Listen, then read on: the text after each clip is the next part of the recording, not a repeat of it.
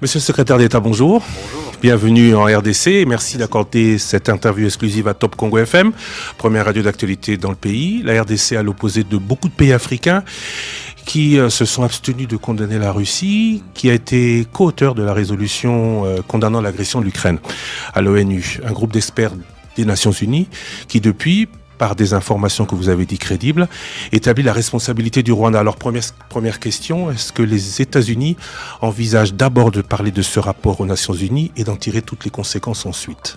Deux choses. Premièrement, oui, nous avons connaissance du rapport et je pense que nos propres estimations sont largement en accord avec le rapport.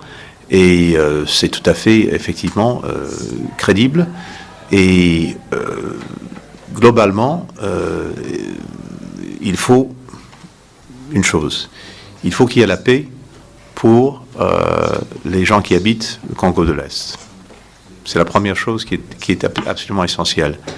Deuxièmement, pour qu'il y ait la paix, il faut évidemment une diplomatie, une négociation, mais il faut qu'on arrête d'armer les groupes qui ne font pas partie des armées de l'État et qui, eux, créent une instabilité, une violence, une insécurité qui afflige le peuple qui habite à l'est du Congo depuis des années. Donc je vais en parler, j'en ai parlé ici, j'en parlerai demain au Rwanda. De les armer par qui? Le Congo est quasi sous embargo, il doit tout déclarer. Il est clair que ce sont les voisins. Alors je repose ma question, est-ce que vous êtes prêt à mener ce rapport des experts au Conseil de sécurité pour qu'on en arrive à des décisions claires à l'égard de ceux qui les arment? Dans les jours à venir, je me concentre sur la diplomatie, ce qui veut dire deux choses. Premièrement, un soutien pour les efforts de médiation qui sont tenus par l'Angola, par le Kenya, où lance maintenant presque l'ancien président Kenyatta, mais qui a toujours ce dossier en main. Deuxièmement, nous-mêmes, directement, avec le gouvernement ici au RDC, avec le gouvernement au Rwanda, nous essayons d'aider à trouver une solution diplomatique par la voie de négociation, mais cette solution doit inclure l'idée qu'on n'arme plus ces groupes comme M23. Vous croyez encore à la diplomatie? Après le Luanda, après l'accord de Nairobi, rien ne bouge sur le terrain, Bunagana est toujours occupé. Si votre visite, on attend beaucoup de vous dans la région, n'aboutit à rien, ne faut-il pas craindre le pire? Vous savez, une visite ne suffit pas, il faut une suivi continu. C'est ce que nous faisons. D'ailleurs, avant cette visite, nous sommes engagés dans le soutien des efforts de médiation et des efforts diplomatiques pour mettre fin à l'insécurité et à la violence au Congo de l'Est.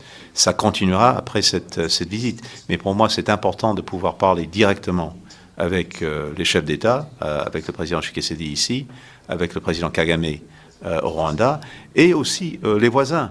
Nous sommes en contact avec l'Ouganda, avec le Congo Brazzaville en face, et d'autres pays concernés, parce que c'est un problème à la fois évidemment directement pour le peuple au Congo de l'Est, mais c'est un problème régional qui doit se résoudre aussi. Nous exerçons notre diplomatie là-dessus. Oui, mais le problème régional, c'est notamment l'exploitation des richesses, oui, c'est notamment l'hégémonie de deux pays, principalement, Rwanda et Ouganda. La diplomatie, 25 ans durant, a montré ses limites. Aujourd'hui, qu'est-ce qu'il faut faire? Vous êtes prêt notamment à armer les FRDC pour qu'ils soient plus à même de faire face. Vous êtes prêt à... Je sais qu'en 2012, vous étiez numéro 2 du Conseil national de sécurité. On vous a vu notamment d'ailleurs sur de grandes opérations américaines. En 2012, Barack Obama avait appelé Paul Kagame pour que ça s'arrête. Et en 2012, l'épopée du M23 s'était arrêtée. Est-ce qu'on peut s'attendre à la même chose, à la même contribution du président Biden, du secrétaire d'État ou des États-Unis pour que cesse l'épisode 2022? Je vais pas me mettre en avant notre propre diplomatie, mais pour vous dire deux choses. Premièrement, en ce qui concerne les forces armées ici, au RDC, il y a une réforme qui est en train de se faire, qui est très importante, Cette réforme, je pense, ouvrira d'autres possibilités en ce qui concerne notre soutien, nos propres relations, mais il faut que cette réforme se fasse. Il faut également que tout ce qui est comme contact qui reste avec le FDLR, par exemple, par certains éléments des forces armées, s'arrête aussi. Je crois que ça, c'est important. Deuxièmement, je vais parler directement du problème du M23 au Rwanda avec le président Kagame. Et on verra par la suite ce qui se fait. Mais pour le moment, il y a, je pense, un peu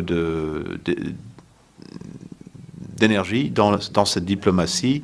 Nous essayons nous-mêmes de mettre notre poids derrière pour avancer la paix. La diplomatie a fait que l'ADF soit cité comme mouvement terroriste. Oui. La République démocratique du Congo souhaite que ce soit aussi le cas pour le M23. Les États-Unis sont prêts à ça?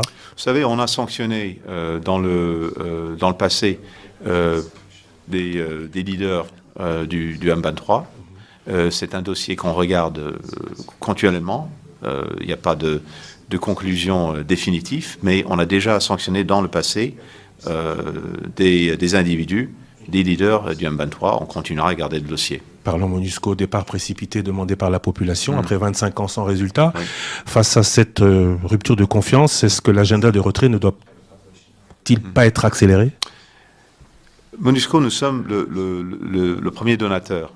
Donc nous avons, nous, un intérêt à ce que MONUSCO puisse poursuivre sa mission et son mandat avec les ressources nécessaires et avec l'autorité nécessaire pour le faire. Je sais qu'il y a une frustration très importante au niveau du public en ce qui concerne l'insécurité, en ce qui concerne les problèmes sur le terrain que MONUSCO n'a pas pu gérer. Je pense qu'il faut être sûr qu'il y a une vraie coordination entre tous les éléments, qu'il y ait les ressources nécessaires, le mandat nécessaire, et il est évidemment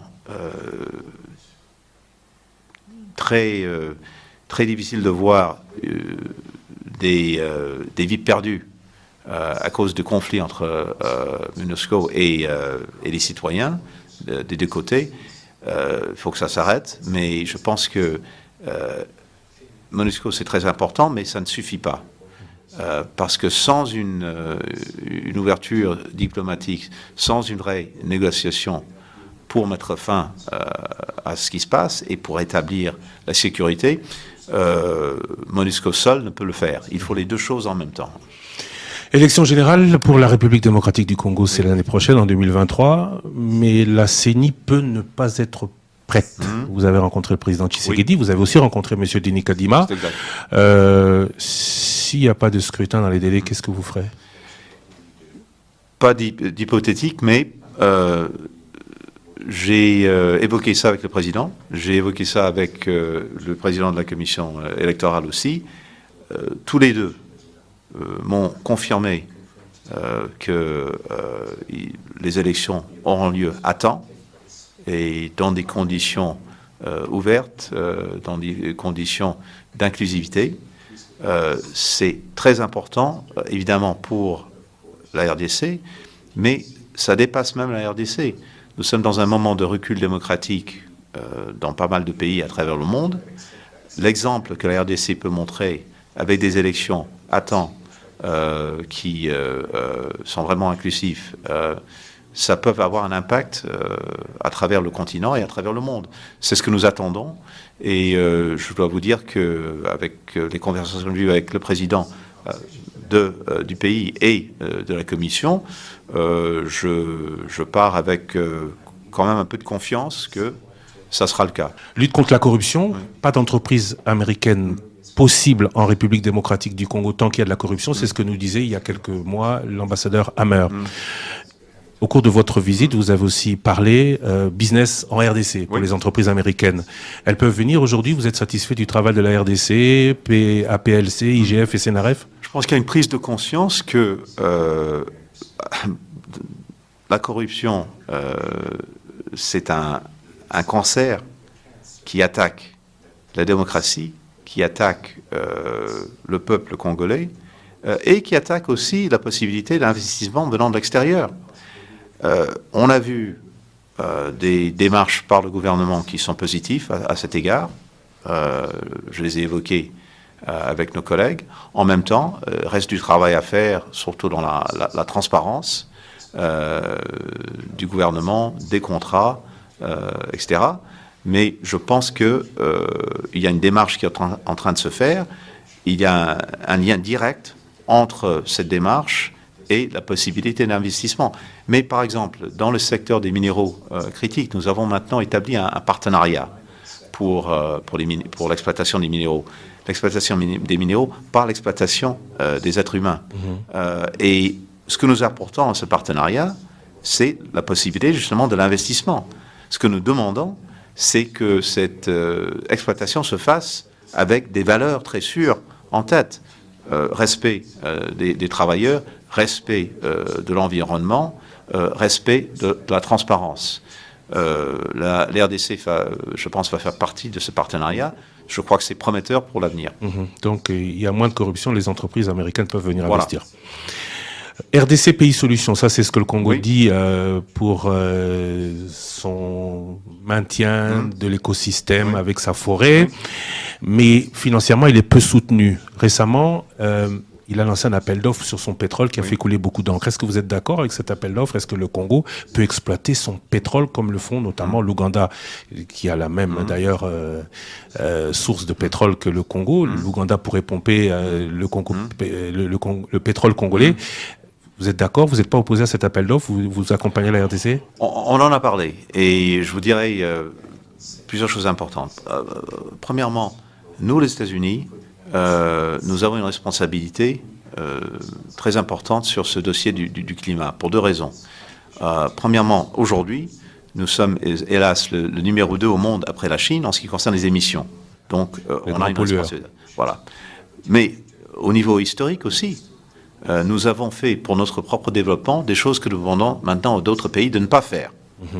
Donc, il est normal que les pays nous disent: vous avez fait une exploitation de vos forêts, vous avez fait une exploitation vous continuez à le faire d'ailleurs. Et nous continuons à le faire, mais vous nous demandez de ne pas le faire. Alors, c'est une remarque tout à fait normale et appropriée. Ce que nous faisons donc, c'est nous soutenons l'adaptation, la résilience de ces pays qui ont besoin d'aide, qui ont besoin de soutien. Et c'est ce que nous faisons. Alors, en ce qui concerne le bassin du Congo et cette forêt tropique extraordinaire, ce forêt, comme vous savez, les émissions captées par ce forêt sont plus grandes que toutes les émissions du continent africain. Donc, pour combattre les problèmes climatiques, c'est absolument essentiel de le préserver. Mais on comprend tout à fait qu'il faut aussi maintenir l'écosystème, qu'il faut des ressources, de la technologie, des techniques.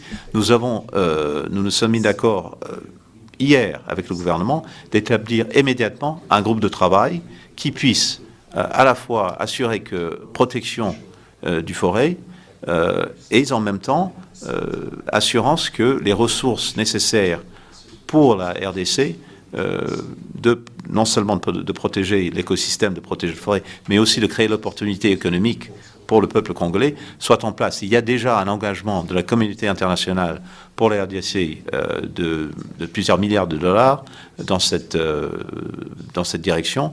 Nous allons donner suite à ça immédiatement. On vous remercie encore une fois de nous avoir accordé cette interview, Merci. La seule ici en RDC. Merci pour ça. Je voudrais, comme il y a presque 13 ans, jour pour jour, c'était ici, dans la résidence des États-Unis, le 10 août 2009, avec votre prédécesseur Hillary Clinton. Oui. Je vais vous poser la même question. En 13 ans, 2 secrétaires d'État en République démocratique du Congo, vous dites que les relations sont bonnes. Pourquoi autant de temps, et est-ce qu'il est possible pour la RDC d'espérer un jour la visite d'un président américain? Moi, je ne peux que vous parler du présent et de l'avenir, et je peux vous dire que dans le présent et pour l'avenir, nous avons un partenariat qui s'élargit et qui s'approfondit. On a évoqué une douzaine de sujets avec nos collègues du gouvernement.